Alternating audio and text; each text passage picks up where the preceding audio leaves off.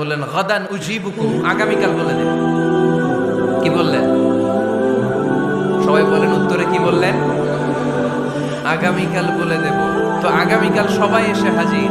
বলো, তিনটা প্রশ্ন রেখেছিলাম গতকাল, উত্তর বলো।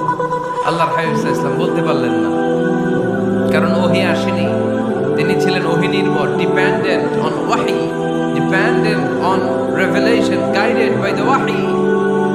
তিনি এর পরের দিনে বললেন গাদান উজিবুকুম, আগামীকাল বলবো। এর পরের দিনে এরা এসে হাজির, উত্তর নাই। আল্লাহর হাবিব সাল্লাল্লাহু আলাইহি ওয়াসাল্লাম আবারও বললেন গাদান উজিবুকুম, আগামীকাল বলবো। এর পরের দিনে এরা এসে হাজির। এরকম একদিন, দুই দিন, 3 দিন নয়, টানা 15 দিন আল্লাহর হাবিব সাল্লাল্লাহু আলাইহি ওয়াসাল্লামের প্রশ্নগুলোর উত্তর করতে পারেন নাই। আল্লাহর হাবিব সাল্লাল্লাহু আলাইহি সাল্লামের নবুয়তী জিন্দেগিতে এত বিব্রতকর পরিস্থিতিতে তিনি কখনো পড়েন নাই। ইহুদিরা প্রতিদিন এসে হট্টগোল করে আর মক্কায় রটনা ছড়ায়, দেখো এই লোকটা যদি সত্যি নবী হতো তাহলে তো উত্তর করতে পারতো, ঠিক কিনা?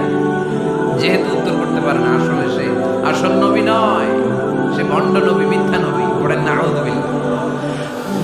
15 দিন পর আল্লাহ আয়াত নাযিল করলেন, ওয়ালা তাকুলান্না লিশাইইন ইন্নী ফাইলুন যালিকা গাদা ইল্লা আন ইয়াশা আল্লাহ। ও নবী, ভবিষ্যতের ব্যাপারে সামনে থেকে যখন আপনি ওয়াদা দিবেন, ওয়াদা দেওয়ার সময় ইনশাআল্লাহ শব্দটা মিলিয়ে দিবেন। সুবহানাল্লাহ পড়েন। আল্লাহর হাবিব সাল্লাল্লাহু আলাইহি সাল্লামকে শিখানোর মধ্য দিয়ে গোটা উম্মাহকে আল্লাহ শিখাই দিলেন যে ভবিষ্যতের কমিটমেন্ট যখন দিব, প্রমিস যখন দিব, প্রমিস দেওয়ার সময় কি বলবো? কি বলবো? আল্লাহর হাবিব সাল্লাল্লাহু আলাইহি সাল্লাম ইনশাআল্লাহ বলতে ভুলে গিয়েছিলেন। এজন্য 15 দিন, টানা 15 দিন ওহী আসে নাই। আল্লাহর হাবিব সাল্লাল্লাহু আলাইহি সাল্লাম একবার মসজিদে নববীতে ঢুকলেন, ঢুকেই দেখলেন সাহাবারা কথা বলছে। এক সাহাবী বললেন, আমার